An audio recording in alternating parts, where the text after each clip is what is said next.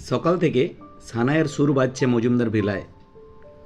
খাটে আধশোয়া হয়ে কিছু লিখে চলেছে বিদ্যুৎ প্রভা মজুমদার। মজুমদার ভিলার বড় মেয়ে।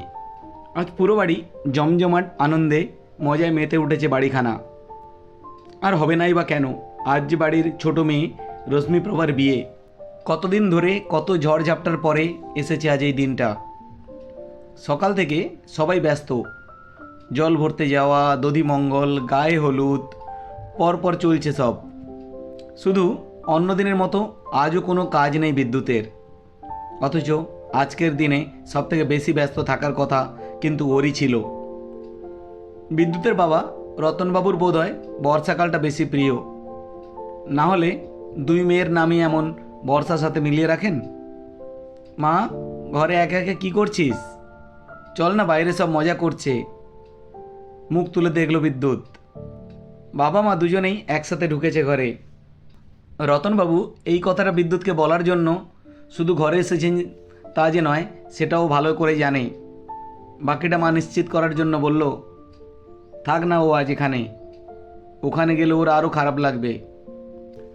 বিদ্যুতের মা আজ ভীষণ খুশি।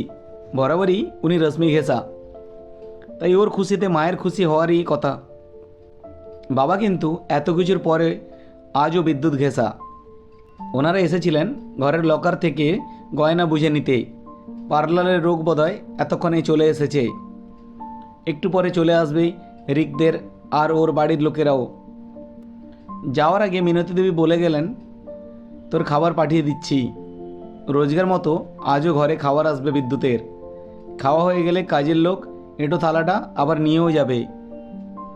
ঘরের মধ্যেই বাথরুম, এত সুখ কি সবার কপালে থাকে? ভেবেই মুচকে হাসলো বিদ্যুৎ। ছোট থেকে সবাই বলতো রশ্মি সুন্দর, কিন্তু বিদ্যুতের মতো অত ছটা ওর রূপে নেই। মাত্র 2 বছরের ছোট বড়, তাই তুলনাটা না চাইলেও চলেই আসতো। বন্ধুরাও বিদ্যুৎকে বলতো, ওকে দেখে বড্ড হিংসা হয় রে, ভগবান কেন খুদ রাখেনি ওর। রশ্মি বলতো, তোর আর কি চাই দিদি, ঋগদেবদার মতো এমন ছেলে পেয়েছিস, যেমন হ্যান্ডসাম তেমন পয়সা। দূর, এসব ভেবে আর কি হবে। আজকের বিদ্যুৎকে যে প্রথম দেখবে সে বুঝতেও পারবে না ওর আগের রূপটুকুকে।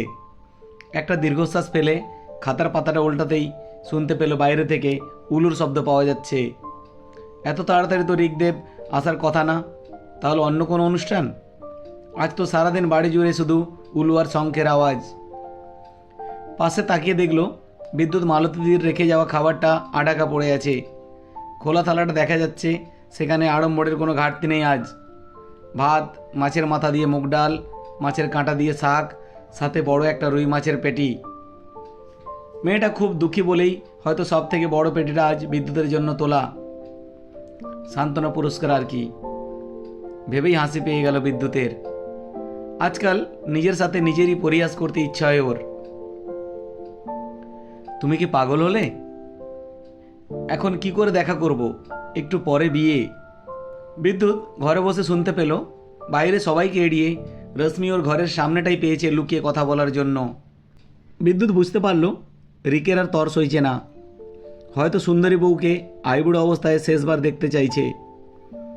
বড্ড জেদিও, অদ্ভুত অদ্ভুত আবদারের শেষ নেই। আগেও সব পরীক্ষার আগে এরকমই জেদ করতো বিদ্যুতের সাথে দেখা করার। অথচ সেই একই পরীক্ষা তো বিদ্যুৎও দিতে যেত। সেই 9 থেকে একসাথে পড়তো দুজনে, তারপর 12-এ, এমনকি ইঞ্জিনিয়ারিংও একসাথে। এটাতেই সবাই ভাবতো ওদের শেষ জীবনাবধি ভাগ্য বুঝি একসাথেই বেঁধে আছে। শুনতে পেল বিদ্যুৎ, লাভ ইউ টু, রশ্মি বলল। কান চেপে ধরল বিদ্যুৎ। ও কখনো এই কথাটা বলেনি রিককে, রিকও কখনো বলেনি। আসলে ওদের এসব বলার দরকারই পড়েনি। ওরা শুধু জানতো ওদের দুজন দুজনকে ছাড়া চলে না। অবশ্য ভুল জানতো, দিব্যি তো চলছে। এই যে আজ রিকের বিয়েও তো হয়ে যাচ্ছে, আসলে কারোর জন্য কিছু আটকায় না। চোখটা বড্ড জ্বালা করছে বিদ্যুতের। হাতের পিছন দিয়ে একটু ডলে নিল। আজও বিদ্যুৎ বোঝে না যে কি করে এরকম হয়ে গেল। জানলার সামনে এসে দাঁড়ালো। বড্ড অস্থির লাগছে আজ। টিভিতে দেখেছে, শুনেছে, কিন্তু ওর নিজের সাথে যে এমনটা হবে কখনো ভাবেনি ও। সেই অভিশব্দ সন্ধে। সেদিনও এরকমই রিকের ইচ্ছে পূরণ করতেই যাচ্ছিল বিদ্যুৎ। 5 দিনের ট্রেনিংয়ে যাচ্ছিল শিলিগুড়িতে। যাওয়ার আগে আবদার একটিবার দেখতে চায়, আর যারা এই কাজ করেছে তারাও সেই সুযোগটা ছাড়তে চায়নি। রাস্তাঘাট ফাঁকা থাকে বলেই হয়তো বেছে নিয়েছিল শুনশান শীতের সন্ধ্যেটা। সেই মুহূর্তের কথা ভাবলে আজকাল বিদ্যুতের আর ভয় হয় না, তার থেকে বরং বেশি জ্বালা ধরে চোখ দুটোতে।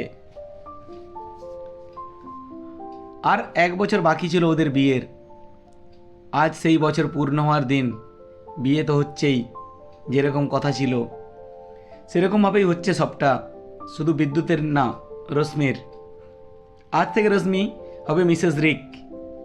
কদিন বাদে সাঁই করে উড়ে যাবে সুদূর আমেরিকা, আর বিদ্যুৎ তখনও এভাবেই দেখবে এক জানলা ধূসর আকাশ। সেই আকাশের দিকে তাকিয়েই পুরনো কথা বড্ড মনে পড়ে বিদ্যুতের। শিলিগুড়ি আর যায়নি সেদিন। রিক বরং নিয়ম করে নার্সিংহোমের এমার্জেন্সি কেবিনে দুবেলা দেখা করতে যেত রশ্মি আরও। হয়তো সেই সময় দুজনের মধ্যে বন্ধুত্ব হয়। প্রায় 1 মাস পর বাড়ি ফিরে এসে নিজের মধ্যে একদম গুটিয়ে নিয়েছিল বিদ্যুৎ নিজেকে। হোয়াটসঅ্যাপ, ফেসবুক সব বন্ধ করে দিয়েছিল। লোকজনের কৌতূহলের সাথে আর পেরে উঠত না। ওদিকে বছরখানেক দূরে ঠিক করা বিয়ের ডেট। খুব খারাপ লাগতো বিদ্যুতের রিকের জন্য। মনে হতো ওর সাথে সাথে রিকের জীবনটাও বুঝি শেষ হয়ে গেল। অবশ্য রিক বেশি দিন খারাপ লাগতে দেয়নি বিদ্যুৎকে। রোজ সন্ধেবেলা রিক আসতো দেখা করতে বিদ্যুতের সাথে, কিন্তু খেয়াল করতো বিদ্যুৎ শেষের দিনগুলো এসেই বেরিয়ে যেত রিক। খারাপ লাগলেও কিছু বলতে পারেনি বিদ্যুৎ। চুপ থাকাটাই বেশি পছন্দ করতো বিদ্যুৎ। সেদিনও খুব চুপচাপ ছিল বিদ্যুৎ। যেদিন রিক ঘরে জানালো বাড়ির লোকজন চায় ওই দিনেই বিয়েটা সারুক, রিক আর পাত্রী হোক রশ্মি। রিক বিদ্যুৎকে বলেছিল এই বিয়েটা সম্পূর্ণ ওর ইচ্ছের বিরুদ্ধে। শুধু মা বাবার সম্মান রাখতে এই সিদ্ধান্ত। ভাবলে আজও নিজের অজান্তেই ঠোঁট দুটোতে হাসি খেলে যায়। সবটাই বাবা মায়ের ইচ্ছে। বিদ্যুৎ নিজের মনেই হেসে ফেলে। তাকিয়ে দেখলো ভাতগুলোতে মাছি উড়ে এসে বসছে। তাড়াতাড়ি তুলে এনে পাতাটা ধরে বেরিয়ে গেল বারান্দা। ছুঁড়ে দিল সামনের কালো কুকুরটার দিকে। শুনেছে কালো কুকুরকে খাওয়ালে নাকি ভালো হয়। তাহলে কি বিদ্যুতের মুখের পুড়ে যাওয়া অংশটা ঠিক হয়ে যাবে? অথবা রিক বিয়ের মণ্ডপ ছেড়ে সোজা এই ঘরে এসে বলবে বিয়ে করতে হলে তোকেই করব? আজও অলিক কল্পনারা আঁকি মুখিয়া কাটে বিদ্যুতের মনে। ও কখনো হওয়ার না, ছোট থেকেই দেখেছে রিক সুন্দরের পূজারী। ঘরে ঢুকে এসে জানলা দিয়ে দেখলো ও সামনে কালো কুকুরটা চেটে পুটে খাবারটা খাচ্ছে। মনে হচ্ছে বহুত দিন পর এত ভালো খেলো। যাক, নবদম্পতির আশীর্বাদের তালিকাটা বাড়ল। সন্ধে হয়ে আসছে, গোধূলি লগ্নেই তো বিয়ে। রিক হয়তো চলে এসেছে। কেমন লাগছে চন্দন কপালে কে টোপর পরে ধুতিতে?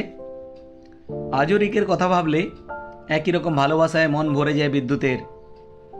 অথচ কত প্রপোজাল পেয়েছে জীবনে বিদ্যুৎ, কলেজে, কোচিংয়ে, বিয়ে বাড়িতে, পাড়ায়, কিন্তু কখনো রিক ছাড়া জীবন কাটাবে ভাবতেও পারেনি। আচ্ছা, ওদের মধ্যেই কি কেউ সেদিন এই কাজটা করেছিল? বিদ্যুৎ চেয়েছিল তদন্ত হোক, পুলিশ খুঁজে বের করুক কে বা কারা দায়ী, কিন্তু ওর মা চায়নি। বড় মেয়ের কলঙ্কের দাগ ছোটতে ফেলতে দেয়নি উনি। বাবা অনেকবার জিজ্ঞেস করেছিল বিদ্যুতের কাউকে সন্দেহ হয় কিনা। অনেক ভেবেছে মনে মনে, রকে বসে থাকা মস্তান মতো ছেলেটা কি, যে মাসে অন্তত 2টো কাগজ ছুঁড়ে মারত ওর দিকে, অথবা বাস স্ট্যান্ডের পাশে পানবিড়ির দোকানের ছেলেটা, কিংবা কলেজের দারোয়ানের সাথে থাকা ছেলেটা। আর কাকে কাকে ভাববেও। এরকম এই ঘৃণ্য কাজের সাথে মিল খোঁজা লোক খুব অল্পই ছিল। নাকি সোর্সের মধ্যেই ভূত ছিল, শুধু টের পায়নি ও। না হলে ওই শীতের রাতে কেই বা জানবে ও কোথায় যাচ্ছে। এসব কি ভাবছে বিদ্যুৎ? আজ ওদের বিয়ে, খুশি হোক ওরা। কিন্তু ওদের ভালো চাইতে গিয়ে বারবার বুকের কাছটায় ব্যথা করে বিদ্যুতের। ওর কি হবে, কোথায় যাবে? এই মুখ নিয়ে না ও চাকরি করতে পারবে, বিয়ের কথা তো অনেক দূর। বন্ধু বান্ধব, আত্মীয় পরিজন সবার থেকে অনেক দূরে আছে বিদ্যুৎ। হঠাৎ শুনতে পেল পাশে নকিয়ার মুঠোফোনটা বেজে চলেছে। বাবা জোর করেই পড়ে থাকা ফোনটা দিয়ে গেছে ওকে। ফোন আসা যাওয়া ছাড়া ওর বেশি খুব একটা ক্ষমতা রাখে না ফোনটা। বেজে বেজেই কেটে গেল। অজানা নম্বর থেকে 3বার ফোন এসেছে। পরের বারটাও ধরল না বিদ্যুৎ। পঞ্চমবার ধরতেই উপাস থেকে, ফোনটা ধরছিস না কেন? বিদ্যুৎ আস্তে করে বলল, কে? খুব শান্ত গলায় বলল শ্রীজাত, রিকের বিয়েতে এসেছি। তোদের বাড়ির উঠোনে বিয়ের মণ্ডপে দাঁড়িয়ে আছি, তাড়াতাড়ি আয়, দেখা করব। শ্রীজাত নামটা শুনেই শিহরণ লাগলো একটা। সেই ছেলেটা যে রিকের সামনে বুঝিয়ে দিত ও বিদ্যুৎকে ভালোবাসে। পুরো কলেজ জুড়ে চেষ্টা চালিয়েছিল, এখন চাকরি সূত্রে কানাডায়। ও হয়তো পোড়া মুখের খবর পায়নি এখনো, তাই দেখার আজও কি ভীষণ টান। আরেকবার অপমানিত হওয়ার আগে বলেই দিল বিদ্যুৎ, খবর পাসনি? আমি অ্যাসিড অ্যাটাকে পুরো ঝলসে গেছি, না শুনলে জেনে রাখ, বেকার দেখা করিস না। ফোনটা কেটে দিল বিদ্যুৎ। চোখ থেকে জল ফেটে পড়ছে। জলে নাকি পোড়ায় আরাম পাওয়া যায়, কিন্তু কোথায়? বিদ্যুতের যে কি ভীষণ জ্বালা, চোখ মুখ বুক জুড়ে জ্বালা। বাইরে সবাই সাথে সাথে উলু শঙ্খের আওয়াজ।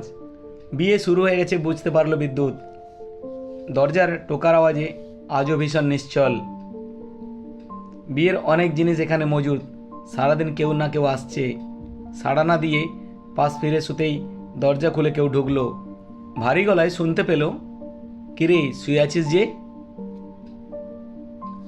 নিজের মুখ আজ আর দেখাতে চায় না বিদ্যুৎ কাউকে, কিন্তু কোনো কোনো গলার এমন জোর না দেখিয়ে পারে কোথায়।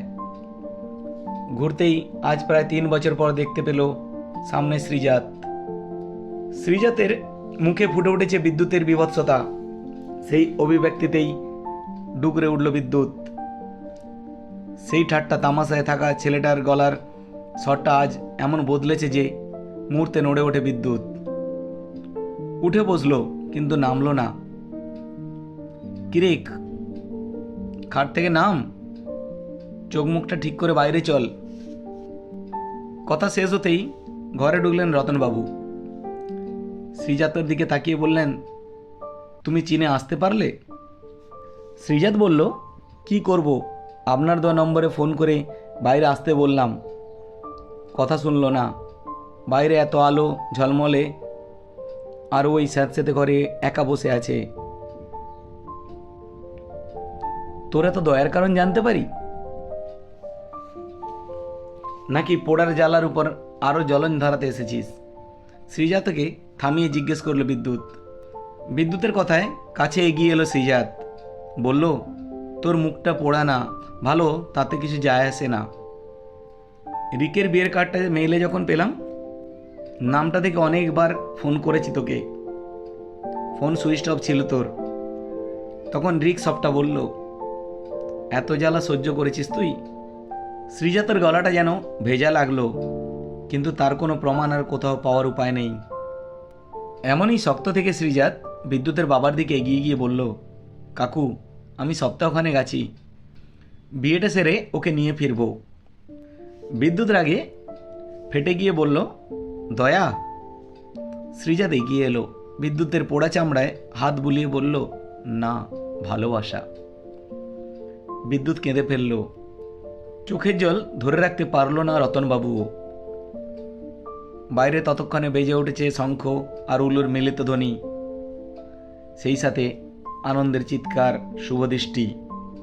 একদৃষ্টে তাকিয়ে রইল বিদ্যুৎ আর শ্রীজাত।